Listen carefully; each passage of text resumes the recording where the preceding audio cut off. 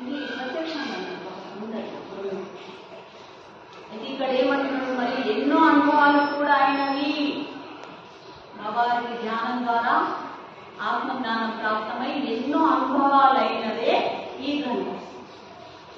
దీనికి ఏ ఎగ్జామ్ చేయలే, ఏం చేయలే, అనుభవాల గ్రంథం. ఈ అనుభవాల గ్రంథాన్ని రాయడానికి సంవత్సరాలు పట్టింది, ఎన్నో సంవత్సరాలు పట్టింది బయట తీయడానికి. అంత ఇదైతుంది. అయితే ఈ గ్రంథ రూపంలో ఇచ్చారు బాబావారికి ఏదైతే అనుభవాలు అయినాయో ఈ గ్రంథ రూపంలో మనకి ఇక్కడ ఉండదండి. ఈ గ్రంథం మీద రాకుంటే మనకేం తెలుస్తుంది, ఏం తెలియకపోతుంది వాళ్ళ గురించి. ధ్యానం ఎలా ఉంటుంది, జ్ఞానం ఎలా ఉంటుంది, పూజలు చేస్తూ మనం కూడా గంట పట్టి వెళ్ళిపోతుంది మళ్ళీ మందిరంలో. కానీ ఇక్కడ జ్ఞానం పెట్టిండు ముందర. ఇప్పుడు మీరే చెప్పండి, పూజ చేయడం మంచిదా లేక ధ్యానం చేయడం మంచిదా? మనకే ప్రశ్న ఇస్తున్నారు బాబా. ఇప్పుడు చెప్పండి మీరు ఉండాలి అంటే ధ్యానం ఉండాలి.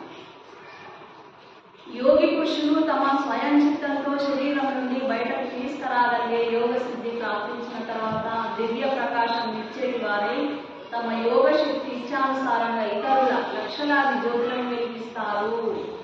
అది బాబా గారు పతంజలి యోగ శాస్త్రంలో చెప్పబడినట్లుగా ఒక్క జ్యోతితో వెలిగే జ్యోతితో అనేక లక్షలాది జ్యోతులను వెలిగించారు.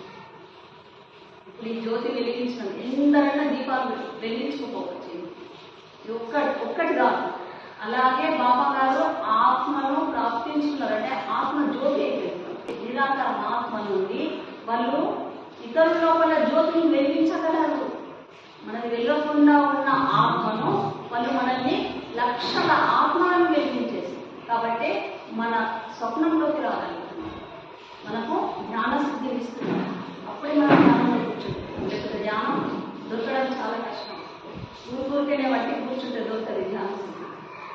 ఒక గురు కృపలు కాబట్టి వాళ్ళు అదృశ్యమైపోతారు. వాళ్ళు ఇక్కడ ఉంటే అదృశ్యమైపోతారు.